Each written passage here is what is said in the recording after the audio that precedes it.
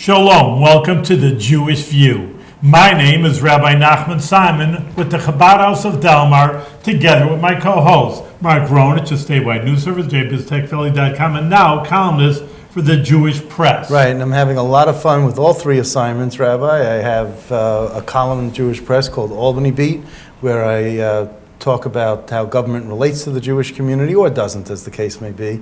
But our guest today is a Holocaust survivor, an artist, and a scientist. His name's Tibor Spitz. He came up here all the way from Kingston.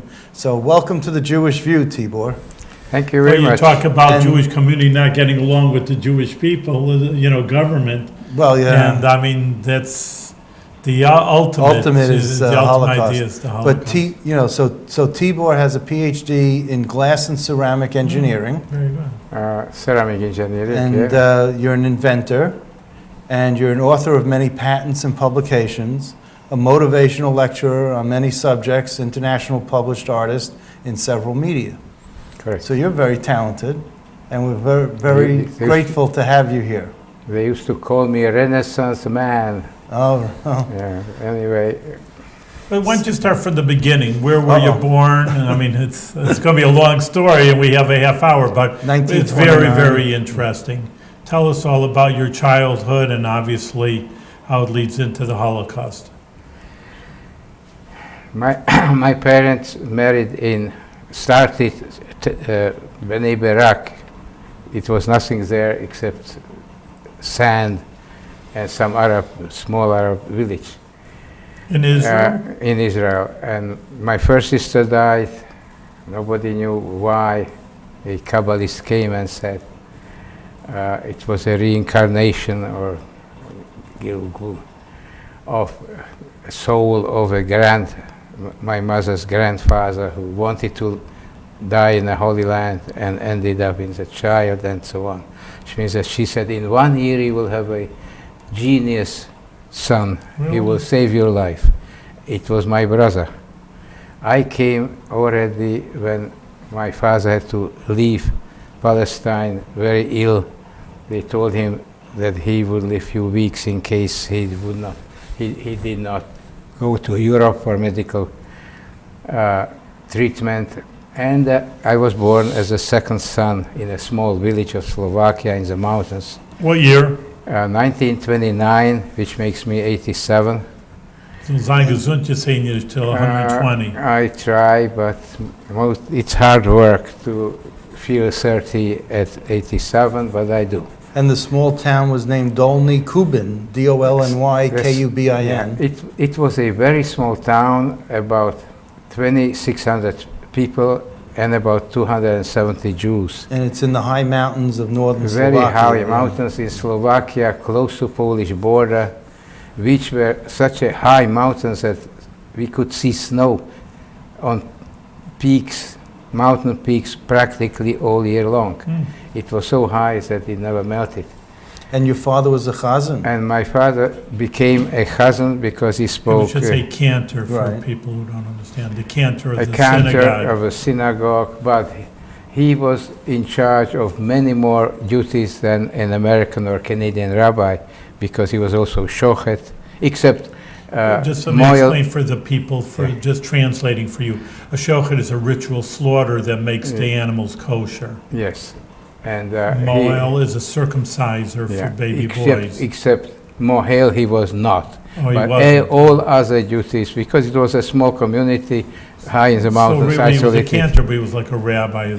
And it was 3 times a day, or at least twice a day, services, reading Torah on Shabbat and holidays. And this is the education I have received. So you had a good Jewish education when you were young. It was a good Jewish education as well as in elementary school and non-Jewish education. There were not enough kids, Jewish kids for a cheder, which means that we only went to a very orderly rabbi who taught us Aleph Beis and basic things from Chumash. And regularly I went to elementary school. 3 grades were popular, like a general. One was Catholic, and the fifth was Protestant. And it was my end of my education. I was 10 years old when I had to start wearing yellow star. Property was confiscated. 2 years later, deportation started. So the Germans had, It was no attacked, Germans. There no? were no Germans. Slovak government became fascist government, Really? loyal to Germany. And 1942, when I was 12 years old, already paid, the only country in the world that paid 500 Deutschmarks, about $60, for every Jew taken out of the country to be slaughtered. Eventually, we didn't know where we were going because it was all deceit. They told us to go to work, and first of all, young people went, and then the whole families, and we were receiving postcards saying, "It's wonderful here, join us," until a postcard arrived, and people came to my father because he spoke so many languages, and my mother too, and it was something scribbled there and couldn't understand it, decipher it.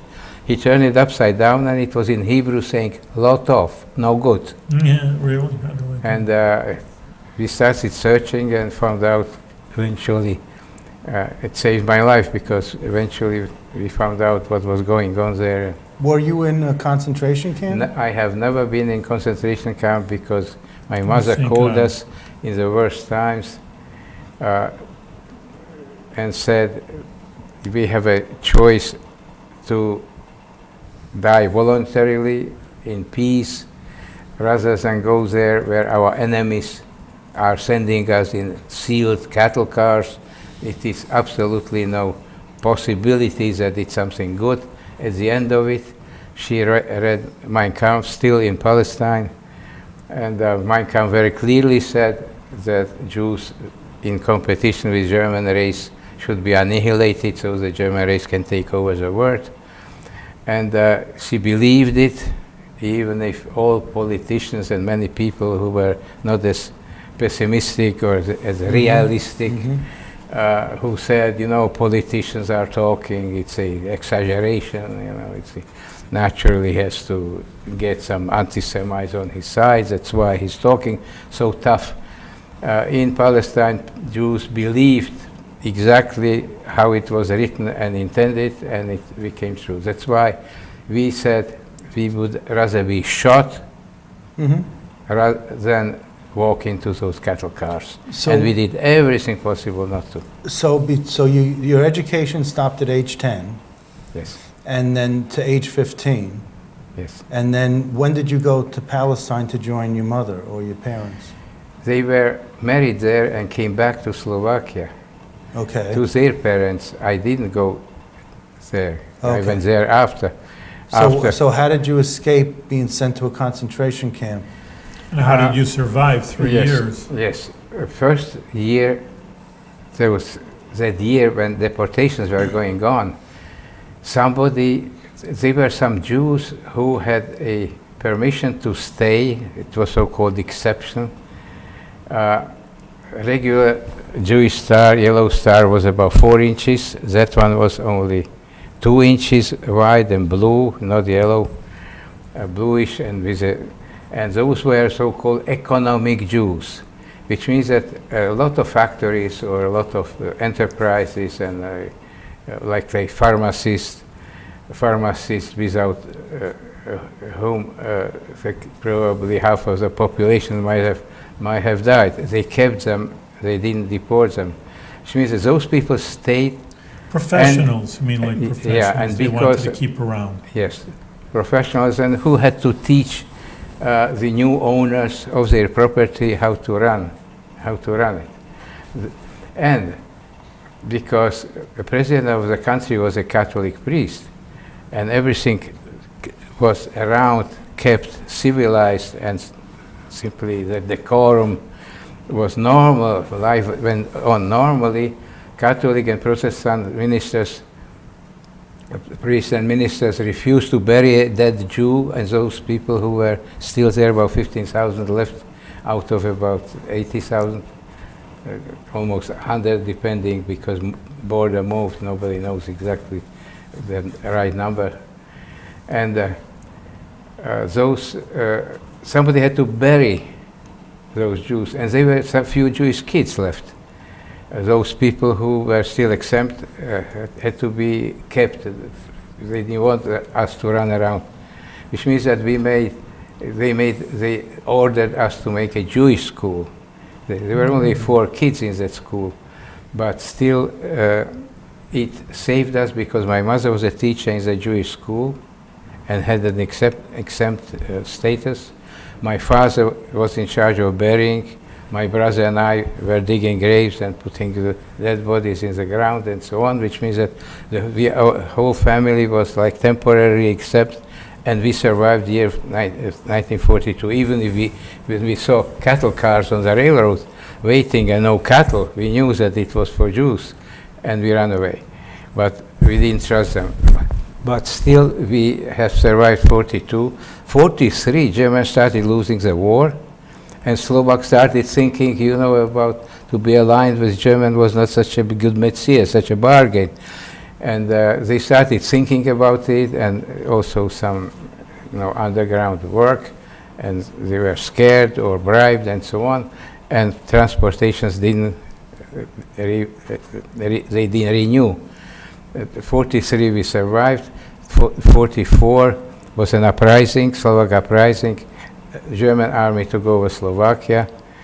Red Army was already in Poland and Ukraine, and we ran into the forest and stayed for 7 months, survived the whole winter, 7 months, 200 days How do you under the survive a ground. winter Well, that's- I was without gonna- protection? And I want to know which forest is this? It was about 9 kilometers, about 6 miles from Dolny Kubin, where I was born. We just ran because when German army took over, it was an uprising, Slovak uprising. They came and were shooting machine guns and mortars in front of them, and whatever moved and whoever moved was killed. Which means that not only Jews, but everybody ran to those mountains and to those smaller villages because they followed main roads. We ran with all those populations, removed the yellow star, and said we are refugees, bombed out, and they were so.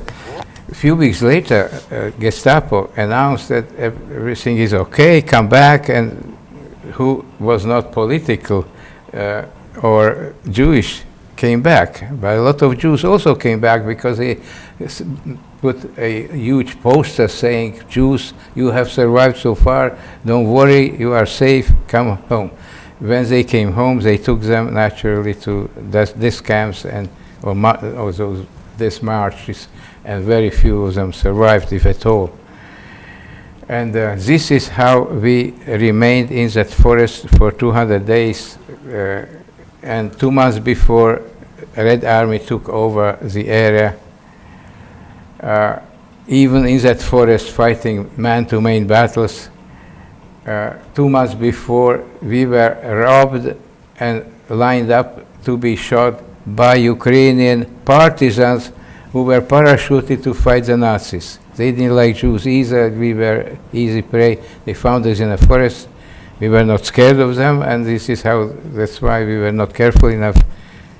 And this was the toughest thing because they took over all the food we had, little food we had, those berries I collected from the bushes, mushrooms, and they took our blankets. They even stripped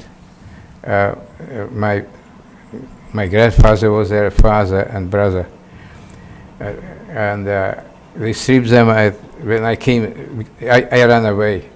I was very swift and very strong, very small. I ran away and came to run to the partisans and ask them for a gun, that I would follow those murderers of my family because they were shooting after me. I was sure that they finished us. They finished all of them. The Ukrainians? The Ukrainians. They killed your grandfather, father? They did not kill them, and I believe they did because they said, "What is your last wish?" And my grandfather and father said, would you let us pray? No, they took tefillin with them. And they put tefillin on and talis and said, okay, shoot. And my mother shouting, why would you kill us? Don't shoot. And my father, don't torture us, just go and shoot. Shoot, don't make it, you know. And my mother again, and it was like a panic, and they lifted the weapons. I was able to run away. All of them slid back on ice into it was like a slope from both sides. And I ran to the village, as I said, you know, to ask for a gun that I would follow them and shoot them. And then naturally the partisan, my friend, was laughing at me, so I crawled back to the forest to bury them, and they were alive, but stripped, you know, in underwear, in snow. Right. Each of us ran with a backpack and blanket, and backpack, blanket, they took everything. They believed it was money in it or gold or something. Anyway, this was the toughest part, because 2 months to survive in a hole. But that hole dug out, the area was full of mineral water, warm mineral water. That night, a little spring erupted in that cave, in that built-in dugout shelter, and warmed up the area, and it smelled like rotten eggs, like in spa. Sulfur, yeah. Yeah, like sulfur spas. It's here, and that kept us alive for 2 months, because I usually say, if I were a Catholic, I would be saint today, because it was a total and absolute miracle. And it came in the right moment, and if it didn't come, I wouldn't have been talking to you. Now, there was a movie made several years ago called Defiance.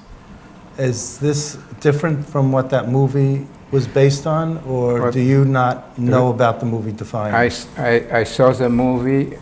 You know, the guy who plays the main role lives very close by Kingston. That movie showed about 1,500 Jews who went to the forest, made a community. They were armed, and they resisted Defiance, and they survived a few months under terrible conditions, but still they were like self-sufficient somehow. So it was a different forest? It was a different forest? Oh, the Defiance was in Ukraine or Belarus or somewhere, Belarus. I see. No, it was, but here we were 6 people in a very tiny area. We were able to dug out almost with our fingernails. For a few days. We got a little tool to help us. We camouflaged it, believing, because we already heard cannons and bombardment from Poland. They were already in the Krakow area, very close by, which was probably 50 miles. And just didn't believe that we have to stay. Then September, October, November, snow fell in November. December, January, February, March, April, and then only... You were only free in April 1945. That was Yes. just a few weeks before the end of the war. That's correct. Very few days, practically. They were... But I don't still understand. How did you survive so many months? What did you eat? Almost nothing. Well, he ate mushrooms and berries. Berries. No, I went at night. It was snow. It was snow. Yeah. And you know, He drank the water from the those spring. bushes with berries on them. Some of them were poisonous. I knew which ones. I was able to collect because they froze on bushes and stayed there. I collected them, but as I walked through the forest, I had to put snow into my footsteps so that nobody would follow me. If they caught me, they would not see where I came from. Yeah, right. Which means that it took a very dark night, and this is how after the war, I had tuberculosis. I had 2 big holes in my lungs because we practically ate nothing, and it was bark and grass and, you know, under the snow, some vegetation. You kept warm enough? It was warm there because it was that spring. And the Germans were never looking for you? Oh, they were looking every day, a few times. Really? All right. Yeah. Tell us about that. They were patrol. They were sending. Patrols. I tell you a story. After the war, that partisan, a friend, who he didn't give me the gun. He met me a few weeks or months later, and he said, "Tibor, I saved your life." And I said, "You didn't give me the gun. You saved me nothing." You didn't save me. And he said, "I tell you how I saved your life." It was very high mountains, and the roads were in the middle of the valley, and from both sides were those like steep forests, and the partisans were waiting for cars going there, and they saw a black car, looked like an official. They shot them, shot the people, and they were, I don't know if on purpose or by accident, they were Gestapo people they killed. And they took naturally all documents from their pockets. And in one of those documents, it was a map of the area, and it was a little X on one spot with our name on it, and it was in that forest where we were hiding. Somehow they found out, or somebody betrayed us. And he said, if I did not shoot the guy with that map, it must have been fresh mark on it. They would have found you. But They were looking for you. But regardless of it, they were coming on horses because it was very, very difficult that we have chosen the area. My brother was a genius artist, and he was really a thinker, which I never met since a person like that. And he thought it out already in 1943 and 4. They took everything from us. Anybody can walk into our apartment and take whatever they want. It was nothing left. But we made fire, and it was charcoal in the left in the stove. And on the wall, he drove exactly as we would build that shelter. As we ran away and the Germans came, they took that apartment and they could see the shelter design, like removing the soil, cutting out the triangle, covering it with branches, supporting it, like with pillars, and camouflaging it. They saw exactly, they knew that we vanished. They knew where we vanished because simply the people were talking, and they paid a lot of money, huge amount of money to catch us. They were mad, which means they were sending to that forest one after the other, and they were going on horses shouting, "Help, help, help," in Slovak language. And there were some people who looked, and they shot them. And we knew that it was a trick, and we never fell for it. But it took incredible So good they luck. were near you, though? That was one of the things. They really were near you? They were sometimes absolutely near. And my mother was very psychic. She knew, she communicated with her parents who were killed in Opole. They took them to Opole, Sobibor, somewhere there. And her mother, she had a dream and said, I just dreamt of it. We were whispering so that nobody could hear, in case they would walk in the forest. And she said, I saw my mother doing this here in front of our shelter. In the morning we saw horseshoe, on snow, few yards from it, because it was like in a steep, and it was a little creek in the middle, what that did this mean? And as if she was protecting us, pushing those horsemen away from us, protecting us. And I inherited it, and I was teaching Kabbalah because I couldn't explain it. And then I spent 20 years in a communist country. It was forbidden science. Then we escaped to, send me to Cuba to fix Fidel Castro's glass factories, which I did in 6 weeks, because they told me, 3 weeks, nobody could fix it if you don't fix it in 6 weeks. They said, compañero spiso. And I spoke the language, machetes, sugarcane. I fixed it in 6 weeks. The first factory worked like charm, and in few weeks, all three of them produced products. So let me ask you, Yes. when you were getting out of the forest, who left with you? Was it your grandfather, your father, your brother, did your mother? I mean, did everyone who came into the forest with you, did they all leave with you? Yes. It was in April. Snow started melting when we. First of all, it was. The army was fighting in that forest, man-to-man battles 5 times, and I tell you why.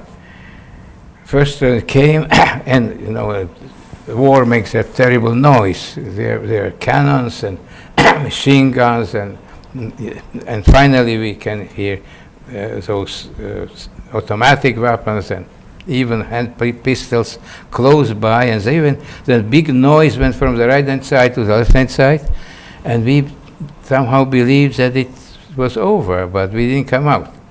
Suddenly, we didn't have any watch, and we didn't know if it was day or night. It was underground, little light, no light at all, but a little light coming from a hollow stamp we put like to breathe through it. And then the noise came from the left to the right again. And it repeated itself 5 times, and then it was a total silence. We found out why, because it was a distillery, it was no industry in those mountains, but they made slivovitz out of plums. It was the only fruit which would, Right. like apples wouldn't grow there. It was too cold for that. And the distillery, the Russians came to go over from distillery, got drunk, and they were taken over by a wave of those. They were Romanian, Hungarians, and Germans. And they discovered distillery, got drunk, and the Russians came and killed them. And this is why it was such a torture for. Yeah, we don't know how many days it took, but it was a battle. And finally, it was total silence, but we didn't dare to. And suddenly, we heard some voices. Spitzes, we know you are somewhere here. War is over. Come out. But we had very good experience. What? Go ahead. We had very good experience with, like the deceit that they came to the forest and said, war is over, and then we stick out our heads and bang. It happened, dozens of times. And that's why we just looked. It was an opening where we crawled into that shelter. We called it bunker, on all 4. And we put a tree in like little pine trees, all of them, because it was so high in the mountains. And through it we looked at the opposite hill, like that slope, and there were some peasants there, and my mother recognized them, and they were shouting, "You are here somewhere! Come out! War is really over. Russians are here and Germans are gone." Which means that we crawled out. And they were good people. They were those friendly people, because the country was divided into 2 parts. President of the country was a Catholic priest, and he surrounded himself with Catholics, and Catholics took over Jewish property and didn't share it with Lutherans. And Protestants and Lutherans were hurt and were badly disadvantaged. Something opposite was in Ireland. It was an economic war, not about Bible or some God or some angels or something, or rituals. It was about money. And those Protestants were helping us. And that village where we stayed for a few weeks before we moved to the forest was Protestant. And they were our friends, closer than, and they didn't like it. That's why it was a partisan village. And that's why they offered us bread and water, brought us something to eat, and told us, it's a minefield here. Partisans laid mines, and Germans laid mines, which means that we have to show you the way in a minefield, otherwise you might die today. And we couldn't stand because it was weeks and weeks we couldn't walk, which means that we let them go, we ate something, they left, and then a few hours later, I don't know, no watch, no nothing, we started walking toward the closest village, and my mother in front hitting the ground in case it's a mine, it would explode, and at least people behind her would which means I offered her a few times, to do the job because I was strong, regardless of that starvation. And this is how we crawled, how we went to the village. Nothing exploded. We just found the way. And then from that little village, we went back about 6 miles to Dolny Kubin, where I was born and where we came from. You must have found nothing when you went back. Oh, we found nothing except few black and white photographs. There were no colored photographs. But I mean, the buildings must have been demolished and...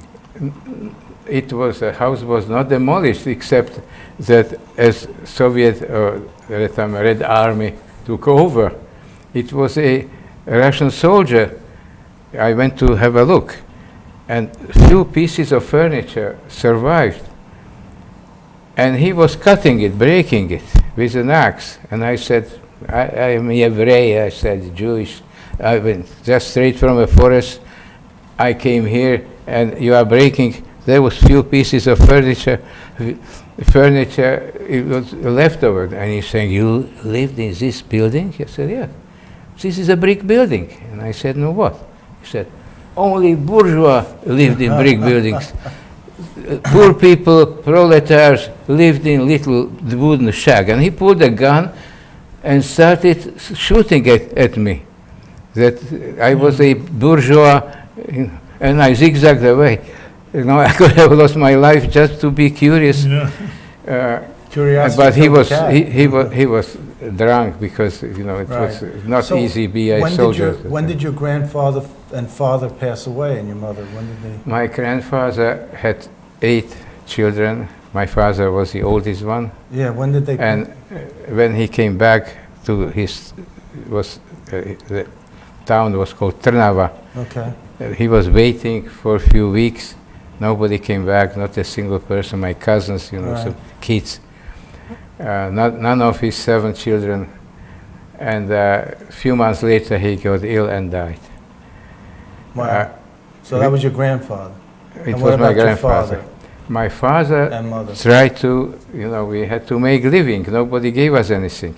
I received out of the whole suffering so far, it was about $10, pair of shoes and a bar of soap, because we were all like clay-covered skeletons.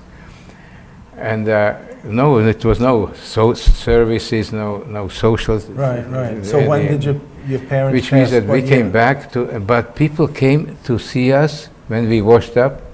How come you are not dead? Like everybody, touching us. They believe that they see some ghosts. Now they say they didn't know. How did they know that we were supposed to be there? Anyway, it was so unbearable. I went back to school, make exams, because it was April and school started in September. Okay. I made exams, lost 1 year because of Latin grammar. But anyway, my brother made all those lost 5 years, and my sister too. And we couldn't take it anymore and moved to another city where my father became again a cantor, a chazan, a rabbi, whatever, doing all those things. And this is where I went to high school. My sister and my brother and sister too. My mother became a teacher. My father very soon, 3 years later, was allowed anymore perform any Jewish. So your parents maybe lived, another 5 years after the war? My brother... Because we got to wrap up, that's My brother lived 33 years, but he was probably killed by an isotope built in the desk where he worked, because he was outspoken.